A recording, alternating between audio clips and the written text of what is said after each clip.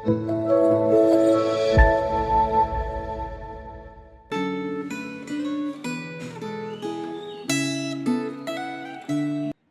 Bapak Ibu Saudara yang dikasihi Tuhan, kita akan kembali bersama-sama merenungkan firman Tuhan hari ini. Sebelum kita membaca dan merenungkan firman Tuhan, mari kita berdoa memohon Tuhan boleh menolong setiap kita.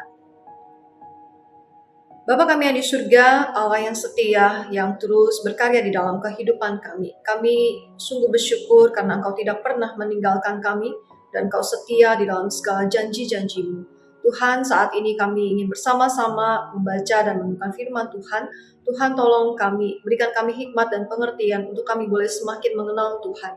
Oleh apa yang Engkau nyatakan kepada kami, berikan kami iman, berikan kami hikmat dan pengertian hati yang lembut untuk kami menerima kebenaran firman Tuhan.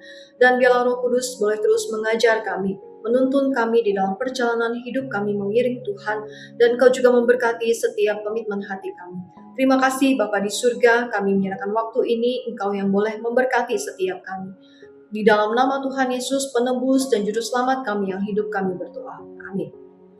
Bapak Ibu Saudara, tanpa terasa kita sudah sampai ke dalam bagian yang terakhir di kitab Bilangan. Saat ini mari kita bersama-sama membuka Bilangan pasal yang ke-36, pasal yang terakhir dari kitab ini. Kita akan membaca ayat yang ke-5 sampai ayat yang ke-9. Bilangan pasal yang ke-36 ayat 5 sampai 9, demikian bunyi firman Tuhan.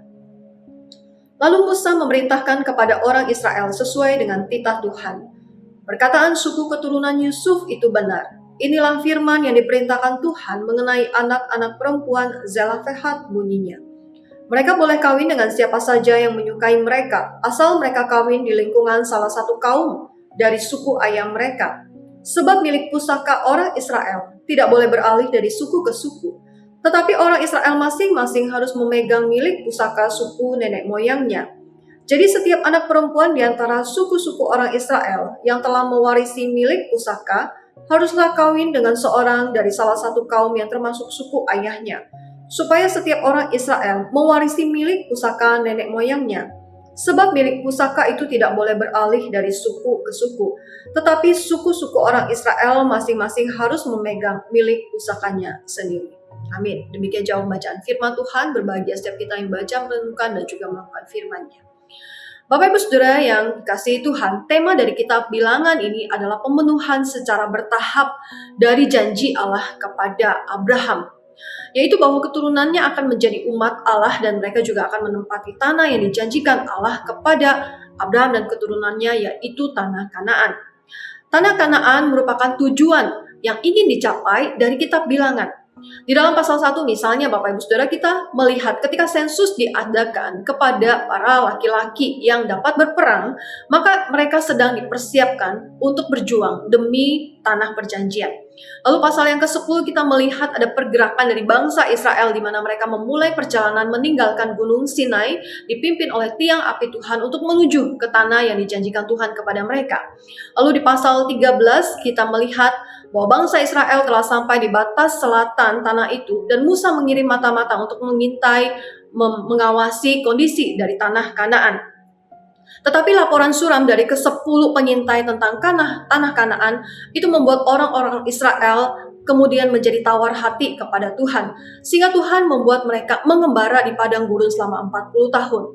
Namun paruh kedua dari kitab ini kembali menceritakan pergerakan bangsa Israel menuju tanah Kanaan sampai mereka tiba di batas timur tanah Kanaan yang dibatasi oleh sungai Yordan. Dan pasal yang ke-36 ini, yaitu pasal terakhir dari kitab Bilangan, penulis menekankan kembali tentang perintah dan janji Tuhan, yaitu bahwa setiap suku Israel harus memiliki tanah milik pusakanya masing-masing.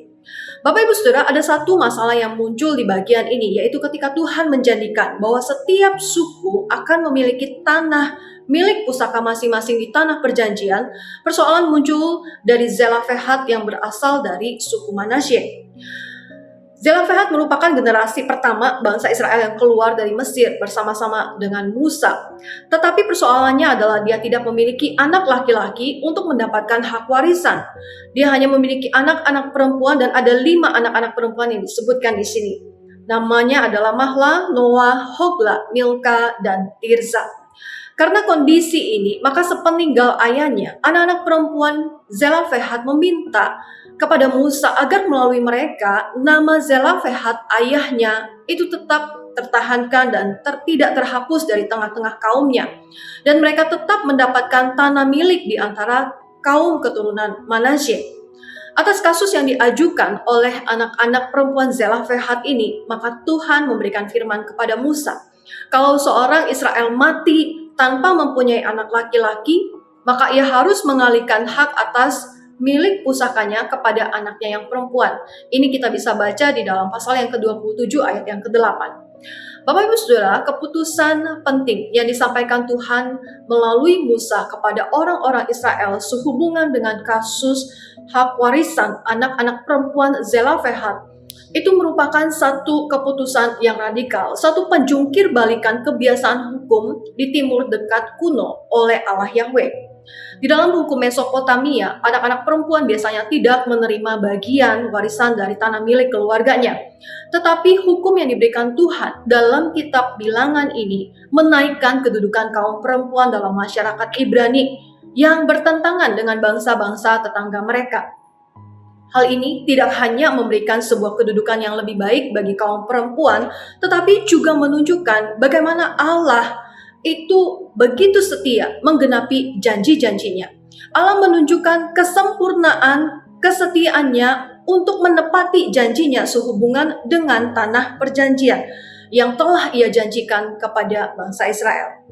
Bapak Ibu Saudara, kita melihat di sini bahwa Allah tidak pernah lalai di dalam menepati janjinya, dan anak-anak perempuan dari Zelofehad ini harus memperhatikan dan melakukan sesuatu untuk mempertahankan tanah milik pusaka mereka, yaitu mereka harus menikah dengan pria dalam suku mereka sendiri sehingga tanah milik pusaka dari suku mereka itu tetap bisa dipertahankan. Kita bisa membacanya di dalam ayat yang ke-10 sampai ayat yang ke-12. Mereka melakukan seperti apa yang Tuhan perintahkan. Akhirnya Bapak Ibu Saudara, di masa yang akan datang, ketika pembagian tanah Kanaan diberikan kepada suku-suku dan suku-suku menerima tanah mereka di bawah kepemimpinan Yosua, maka putri-putri Zelofehad ini juga menerima milik pusaka mereka. Hal ini bisa kita baca kisahnya di dalam Yosua pasal yang ke-17. Bapak Ibu Saudara, apa yang bisa kita renungkan dari kisah ini? Kita melihat bahwa hampir 40 tahun sebelumnya, generasi yang pertama tidak percaya bahwa mereka akan bisa melawan musuh-musuh mereka dan masuk menempati tanah Kanaan, yaitu tanah yang dijanjikan Tuhan kepada mereka.